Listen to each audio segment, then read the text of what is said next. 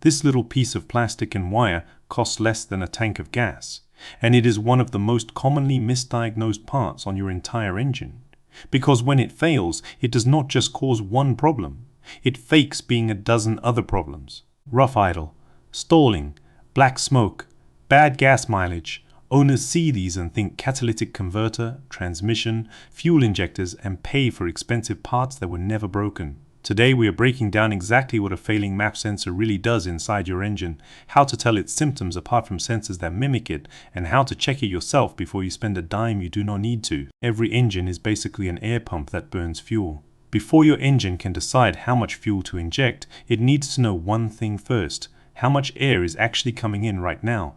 That is the MAF sensor's entire job, mass airflow, meaning it measures the actual weight or mass of air flowing into the engine, not just how fast it is moving. Most MAF sensors on modern cars use what is called a hot wire design.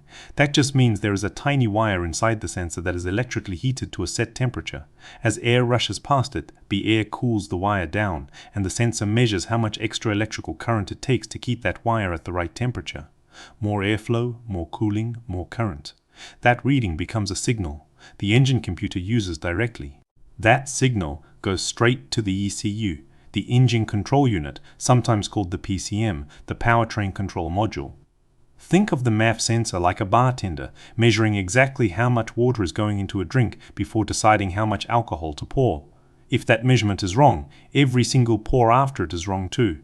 Almost every symptom on this list happens because the MAF sensor is lying to the ECU about how much air is entering the engine, and the ECU trusts that lie and adjusts fuel accordingly. Symptom 1. The check engine light. If the readings drift outside the range the ECU expects, it can store an OBD code, a standardized diagnostic trouble code that identifies which system triggered the light. But here is the catch technicians constantly point out: a weak or slowly drifting MAF does not always trigger the light at all. No light does not mean no problem. Symptom 2. Sluggish or slow acceleration. If the MAF underreports airflow, the ECU thinks less air is coming in than actually is, so it feeds in less fuel than the engine needs, and the result is flat, gutless throttle response. Symptom 3. Hesitation or jerky acceleration. This happens when the air-fuel mixture swings too far in either direction. Too lean, meaning too much air relative to fuel, and the engine can starve and stumble. Too rich, meaning too much fuel relative to air, and the spark plugs can foul, which also causes rough, jerky power delivery. Symptom 4. Hard starting. Engines are most sensitive to getting the air-fuel ratio right at startup, so a MAF sending bad data can directly cause longer cranking or a rough catch on cold mornings. Symptom 5. Black smoke from the exhaust. This is one of the clearer signs of a MAF sensor reporting too little airflow, causing the ECU to overfuel the engine, dumping in more gas than the air can burn completely. Running rich like this over time is generally considered a risk factor for catalytic converter damage, though the converter itself is not the root cause here. Symptom 6. Rough or unstable idle, sometimes with stalling. At idle, the engine is most sensitive to small airflow errors, so this is often one of the earliest, most noticeable symptoms of a MAF going bad. Symptom 7. Engine misfires. When the fuel mixture is far enough off target, one or more cylinders can fail to ignite properly, and misfire codes will often show up alongside MAF-related codes on a scan tool. Symptom 8. Changed fuel consumption, and this one surprises people because it can go either direction. A rich condition burns more fuel than normal, but oddly, some drivers report better mileage right before a MAF fully fails, and that is actually a warning sign, not good news, because it usually means the engine is running dangerously lean. Here is the problem. Almost none of these symptoms are unique to the MAF sensor. Rough idle, poor fuel economy, hesitation, and check engine lights show up with several other common issues too. The oxygen sensor measures leftover oxygen in the exhaust after combustion, and it overlaps with MAF in poor fuel economy, rough running, failed emissions, and hesitation, but its problems tend to develop gradually and show up more in fuel trim numbers over time.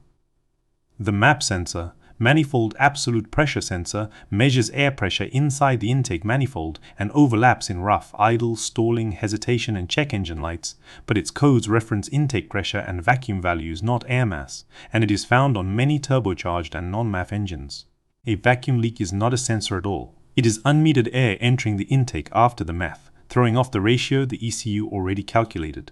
It overlaps in rough idle, hesitation, and high idle speed and lean codes, but it often comes with a hissing sound, and a careful spray test near suspect hoses can sometimes reveal an idle change. A dirty throttle body is a physical airflow restriction from carbon buildup, unrelated to sensor accuracy, and its symptoms are usually worse, specifically at idle and low speed, often improving right after a manual cleaning.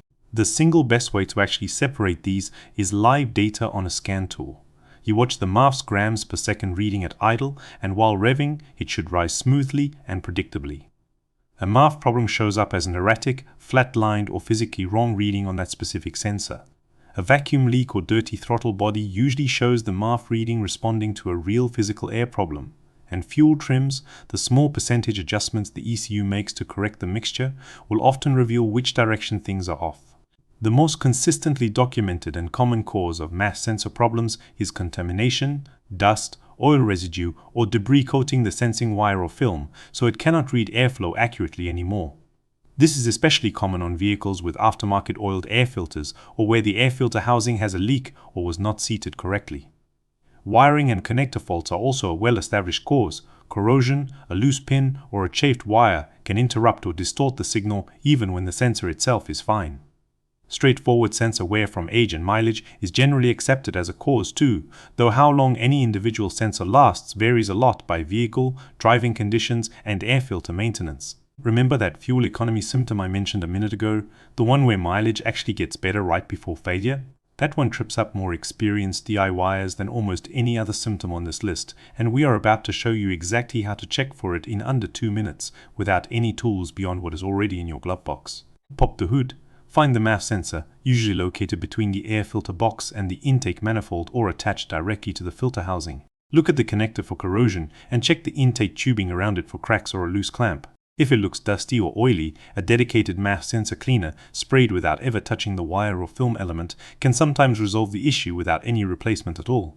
If you own a basic scanner, pull any stored codes and watch the live MAF data at idle, and while gently revving, erratic jumps or a flat reading are a strong clue.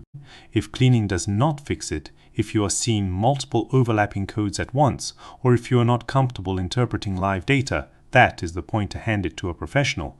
Confirming a MAF fault often requires proper diagnostic equipment and experience reading the whole picture together. The MAF sensor is cheap, it is small, and it gets blamed or ignored more than almost any other part under the hood. Now you know what its symptoms actually mean, and just as important, what they do not mean.